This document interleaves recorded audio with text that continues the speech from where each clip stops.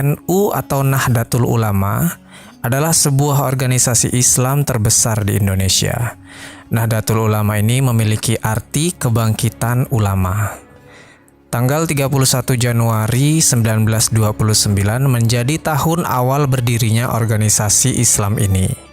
Yang saat itu Kiai Haji Hasyim Asy'ari lah yang menjadi ketua dari Nahdlatul Ulama ini. Nahdlatul Ulama ini menganut paham Ahlus Sunnah wal Jamaah. Artinya orang yang berpegang teguh pada sunnah Nabi dan sunnah Khulafaur Rasyidin. Tentunya ini adalah akidah yang sangat baik karena mengikuti apa yang dilakukan baginda Nabi Muhammad SAW. Untuk itu di video kali ini kita akan membahas tentang sejarah terbentuknya Nahdlatul Ulama.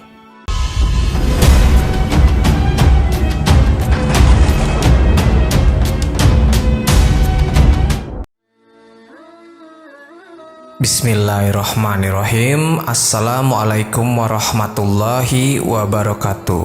Sobat Jazirah Ilmu yang dimuliakan Allah, semoga kita selalu dalam keadaan sehat walafiat. Amin ya rabbal alamin. Pendirian Nahdlatul Ulama ini digagas oleh para ulama yang berasal dari Jawa Timur, Jawa Tengah, Jawa Barat, dan Madura, yang menggelar pertemuan di kediaman Kiai Haji Abdul Wahab Hasbullah. Pertemuan para ulama ini adalah ide atau inisiatif dari Kiai Haji Hasyim Asy'ari. Yang dimusyawarahkan pada waktu pertemuan ini adalah agar Islam tradisional waktu itu dapat dipertahankan dan dilestarikan. Tapi sebelum berdirinya Nahdlatul Ulama ini, pada tahun 1916 sudah ada beberapa organisasi Islam yang bertujuan menyatukan umat muslim dalam melawan kolonialisme, seperti Nahdlatul Wathon yang memiliki arti kebangkitan tanah air, Nahdlatul Fikri atau kebangkitan pemikiran, dan 2 tahun kemudian pada tahun 1918 berdiri organisasi Nahdlatul Tujar, pergerakan kaum saudagar. Ketika pada awal tahun 1926 diadakan rapat dari berbagai organisasi Islam untuk mengusulkan pelestarian praktik Islam tradisional di Indonesia. Namun usul ini ditolak dengan tegas oleh kelompok reformis di kala itu. Dari penolakan inilah organisasi Islam memutuskan untuk mengambil jalan sendiri untuk mengirim utusan ke Arab Saudi dengan maksud bertemu dengan Raja Arab yang saat itu bernama Ibnu Saud. Utusan ini menyampaikan usul mengenai praktik keagamaan Islam tradisional di Indonesia demi melestarikan dan mempertahankan praktik Islam ini di Indonesia dan dengan maksud memperjuangkan kepentingan mereka. Sementara itu, yang dimaksud dengan Islam tradisional adalah, menurut Muhammad Nur Ikhwan, sampai sekarang ini setidaknya ada 2 lembaga organisasi sosial keagamaan terbesar yang berkembang di Indonesia, yaitu Nahdlatul Ulama dan Muhammadiyah. Nah, organisasi yang disebut Nahdlatul Ulama sering diidentifikasikan dan diasumsikan sebagai suatu lembaga yang lahir dan berkembang, serta anggota-anggotanya berbasis di daerah pedesaan. Sehingga kelompok ini sering disebut dengan kelompok tradisionalis. Akibatnya, pola pemikiran keagamaannya pun ditipologikan sebagai Islam tradisionalis.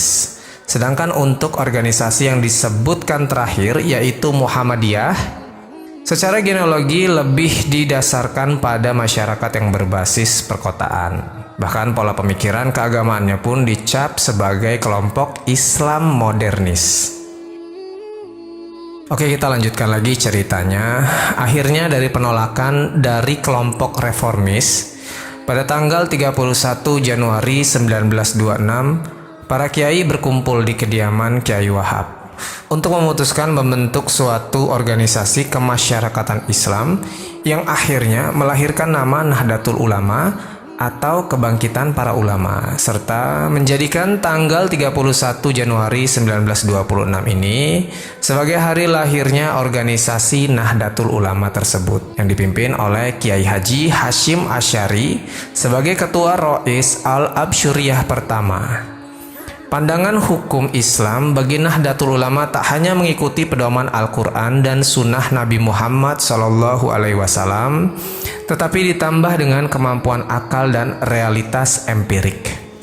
Sedangkan dalam bidang fikih, Nahdlatul Ulama lebih cenderung mengikuti mazhab dari Imam Syafi'i dengan tetap mengakui 3 mazhab lainnya, yakni Imam Hanafi, Maliki, dan Imam Hambali. Sementara dalam bidang tasawuf, mengembangkan metode Al-Ghazali dan Syekh Junaid Al-Baghdadi. Tasawuf adalah ilmu dalam agama Islam yang berfokus menjauhi hal-hal duniawi. Abu Bakar Al-Qahtani mengatakan tasawuf adalah budi pekerti. Barang siapa yang memberikan bekal budi pekerti atasmu, berarti ia memberikan bekal bagimu atas dirimu dalam tasawuf.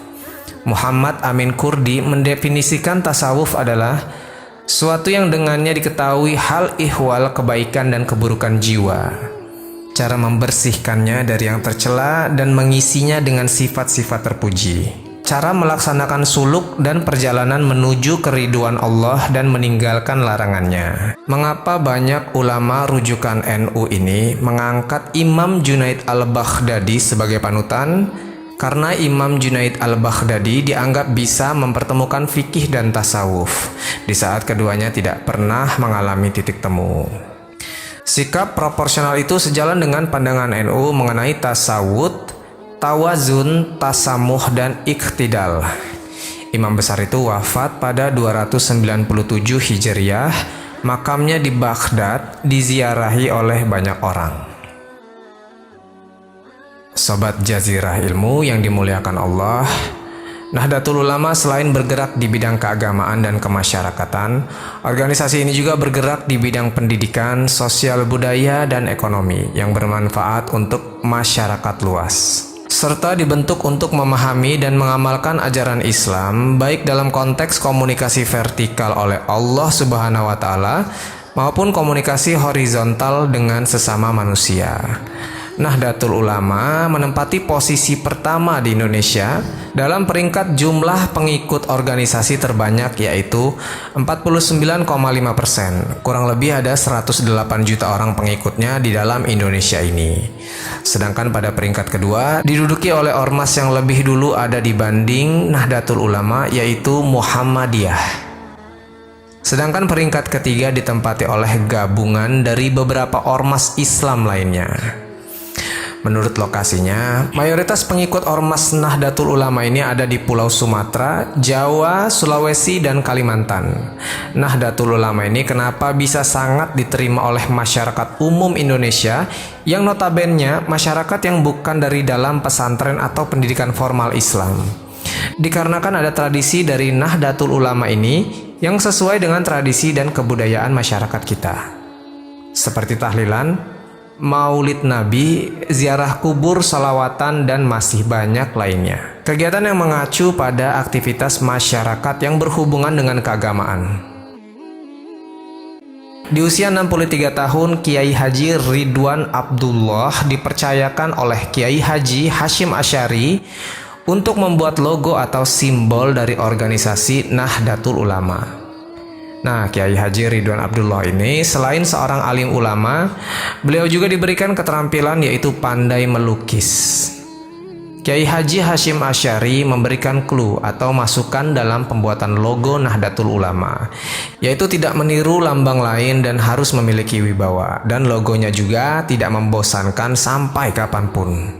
Di suatu malam, Kiai Haji Ridwan Abdullah ini sebelum tidurnya ia berwudu dan sholat istikharah untuk dituntun Allah membuat sebuah lambang dari organisasi Nahdlatul Ulama. Setelah beliau sholat kemudian beliau tidur.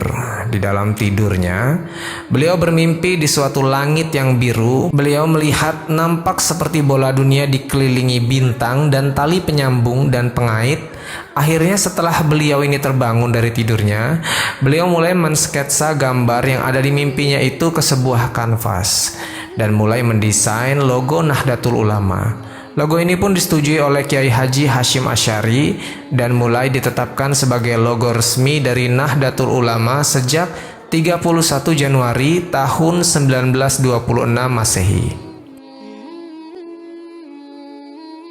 Karena Nahdlatul Ulama ini berdiri ketika itu saat Indonesia sedang dijajah bangsa lain, maka ada banyak sekali orang di organisasi ini, terutama orang-orang dari kaum pesantren yang saat itu ikut berjuang melawan penjajah. Ada banyak sekali santri-santri dan orang-orang yang gugur dalam peperangan melawan penjajah. Namun hanya ada beberapa nama saja yang mencuat ke publik dan ditetapkan sebagai pahlawan nasional.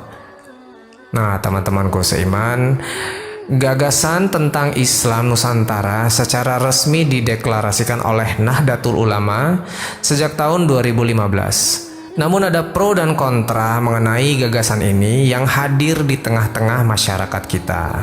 Bahkan ada beberapa oknum yang menuduh dan memberikan stigma negatif mengenai gagasan ini tanpa ada dialog dengan Nahdlatul Ulama mengenai apa maksud dan tujuan dari gagasan Islam Nusantara ini. Islam Nusantara adalah istilah untuk menyebut wujud empiris Islam yang dikembangkan di Nusantara. Istilah ini diperkenalkan dan digalakkan oleh organisasi Islam Nahdlatul Ulama pada 2015 sebagai bentuk penafsiran alternatif masyarakat Islam global yang selama ini selalu didominasi perspektif Arab dan Timur Tengah. Hingga pada Juni 2015, Presiden Joko Widodo telah secara terbuka memberikan dukungan kepada Islam Nusantara yang merupakan bentuk Islam yang moderat dan dianggap cocok dengan nilai budaya Indonesia. Pada tahun 1952, Nahdlatul Ulama untuk pertama kalinya terjun dalam politik praktis. Dan sejak saat itu, Nahdlatul Ulama melepaskan diri dari Partai Masyumi. Nahdlatul Ulama juga di tahun yang sama untuk pertama kalinya mengikuti pemilihan umum. Dengan hasil yang cukup memuaskan pada pemilihan itu dengan menempati 45 kursi DPR dan 91 kursi konstituante. Tatkala masa demokrasi terpimpin, Nahdlatul Ulama adalah partai yang mendukung Presiden Soekarno.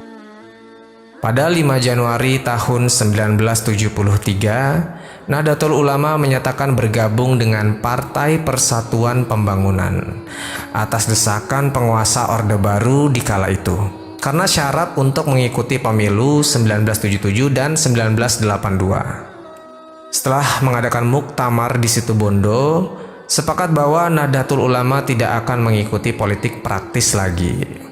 Maka akan kembali lagi ke masa awal pembentukannya dulu ketika tahun 1926.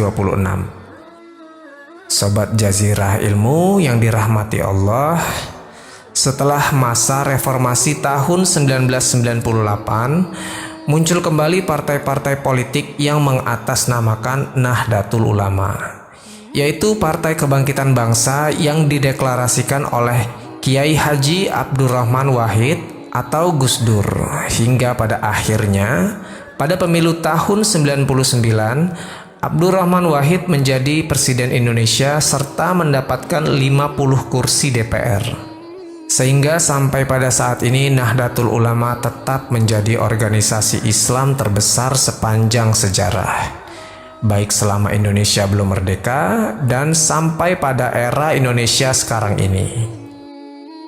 Oke, jadi itulah cerita kita kali ini. Semoga menjadi pengetahuan dan manfaat. Sampai ketemu di kisah-kisah seru yang penuh makna selanjutnya. Lebih dan kurangnya mohon dimaafkan. Yang benar datangnya dari Allah Subhanahu wa Ta'ala. Khilaf atau keliru itu datangnya dari saya pribadi sebagai manusia biasa. Saya akhiri. Wassalamualaikum warahmatullahi wabarakatuh.